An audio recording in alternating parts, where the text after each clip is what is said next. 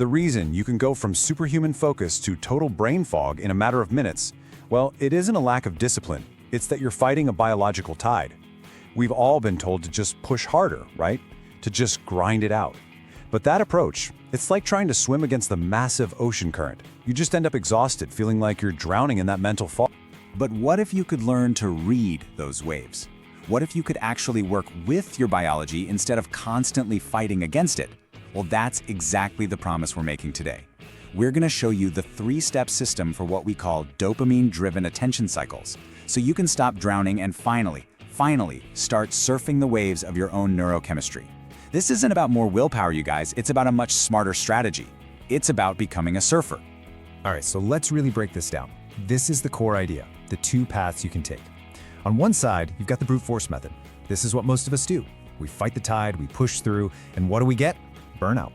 And this thing called cognitive debt, that awful feeling of being totally swamped. But then look at the other side. That's the protocol. That's surfing. It's about riding the wave, getting into a state of flow, and achieving what feels like effortless performance. It's a total mindset shift, from fighting your brain to actually working with it. So, how are we going to get you there? Here's our game plan for today. First, we'll tackle the focus paradox. Then we'll get into the science of your brain's hidden rhythm. After that, it's all action with our 3 steps, the Ultradian Audit, the Dopamine Ramp, and the Recovery Lock. And we'll wrap up by talking about how to master the whole system. All right, section 1, the focus paradox. And this is a big one because it gets to the heart of why trying harder can actually make you less focused. You know the drill, right? We're taught that focus is just this thing you can muscle through. Feel that afternoon slump coming on? Just power through it. But here's the kicker. The science says that's one of the worst things you can possibly do. It literally backfires. So what's really going on in your brain when you try to force it? You're basically running up what's called cognitive debt. Think of it like this. When you push through your natural limits, your brain gets stressed out.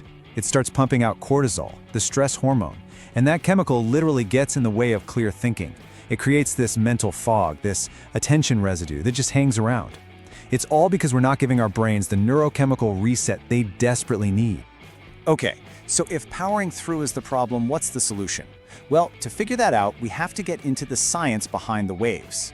This isn't some self-help trick. This is about understanding your brain's hidden rhythm, the fundamental biological rules that control your ability to focus all day long. And the key to all of this is something called Ultradian Rhythms. Now, you've probably heard of circadian rhythms, right? That's your 24-hour sleep-wake cycle. But get this, your brain also runs on these much shorter cycles all throughout the day. These are your Ultradian rhythms. And this is the most important part. Your brain isn't a machine that can just run steadily all day. It's designed to work in bursts. Think sprints, not marathons. So how long is one of these sprints? Well, for most of us, that peak performance window is about 90 minutes long. This is your brain's sweet spot. It's when everything is firing on all cylinders. It's your biological prime time for doing the hard stuff, the deep work. For 90 minutes, your focus is at its absolute peak. This is the wave we're talking about. This is the one you want to catch. But, and this is the part almost everyone gets wrong, after that 90-minute peak comes a trough, a required recovery phase of about 20 minutes. And I want to stress the word required. This is non-negotiable. It's not a sign that you're lazy or undisciplined. It is a hardwired feature of your brain. During this time, your ability to focus just tanks. It's supposed to. So what's actually happening in that 20-minute break? It's incredible. Your brain is literally running a cleanup crew. It's a process called glymphatic clearance. I love the analogy of a janitorial staff for your brain. They come in, they sweep up all the metabolic junk that built up during that 90-minute sprint, and they restock the shelves with all the neurochemicals you need for the next wave. You know that dreaded afternoon crash? That's what happens when you tell the cleanup crew to take a hike. Okay, enough theory. How do we actually use this stuff? Let's get practical. Step 1 is the Ultradian Audit. This is all about mapping your personal focus waves. Time to stop guessing and start knowing. You're about to become the lead scientist in the lab of you. I mean, it just makes sense, right? You can't surf a wave you haven't even mapped. A surfer doesn't just randomly paddle out. They watch the sets, they understand the rhythm of the ocean. That's what we need to do for our own minds. The whole point here is to map out your personal attention architectures so you know without a doubt when it's time to work and when it's time to rest. And look how simple this is. You're just going to do this for 3 days. Set a timer on your phone to go off every hour. When it dings, you just stop for a second and ask yourself, on a scale of 1 to 10, how's my mental clarity right now? And you just jot down the number. That's it. After a few days, you'll look back at your notes and the pattern will be staring you right in the face. You'll see your peaks, your 8s, 9s, and 10s, and your troughs. Boom, you've got your map. All right, so you've got your map, you know when the waves are coming. Now we've got to learn how to actually catch them. Just because your peak focus time is starting doesn't mean you'll just magically drop into the zone. You have to kick things off. And that brings us to step 2, the dopamine ramp. This is a little neurochemical trick to get the engine started. So the key ingredient here is a specific type of dopamine called Phasic Dopamine. This isn't your everyday background motivation. This is the target lock stuff. It's a quick, powerful burst your brain releases when you accomplish something. It's the chemical that gives you that feeling of yes, and it's exactly what you need to blast through the friction of starting something difficult. Our goal is to learn how to trigger this on purpose. And here's how you do it. It's called the 5-minute micro-win ritual. Just before you're about to start your big 90-minute focus session, pick a tiny, super simple task you know you can't fail at. I'm talking organizing the files on your desktop, making your bed, whatever, just do it. The moment you finish, your brain gives you that little squirt of phasic dopamine. And then, this is key, you immediately pivot to the hard task. That little chemical boost acts like a ramp, making it so much easier to get started on the real work. Okay, you've mapped your wave. You've caught it. Now for what is, without a doubt, the most important and the most ignored part of this entire system.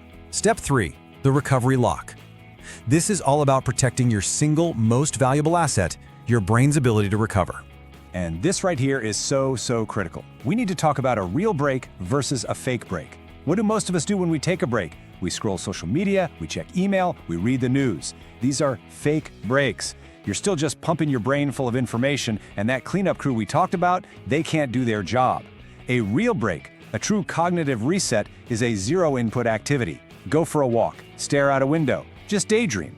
That's what lets your brain actually reset and get ready for the next round. Okay, let's pull back for a second. When you start to put all 3 of these pieces together, the audit, the ramp, and the lock, something really amazing starts to happen. You stop trying to force discipline. You stop grinding. Instead, you start to achieve this rhythmic mastery. It's less like a fight and more like a dance with your own biology. So why does this feel so much better than the old way? It's simple, really. First, it maximizes what psychologists call cognitive ease. You're just making things easier on your brain by working with it. Second, you're tapping into the winner effect. By starting every single focus session with a success, no matter how small, you build this incredible psychological momentum. And that's how you turn the dreaded grind into the absolute magic of flow. So let's put it all together. This is your 3-step surfboard, the whole system in a nutshell. Step 1, audit your rhythm. You gotta know your waves. Step 2, ramp your dopamine. Get that micro win to help you paddle in. And step 3, lock your recovery. Protect that essential downtime to get ready for the next set.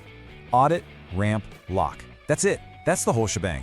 And that really brings us to the final, most important point: true productivity, elite performance. It's not about working more hours. It's about rhythm. It's about being intelligently on and just as intelligently off.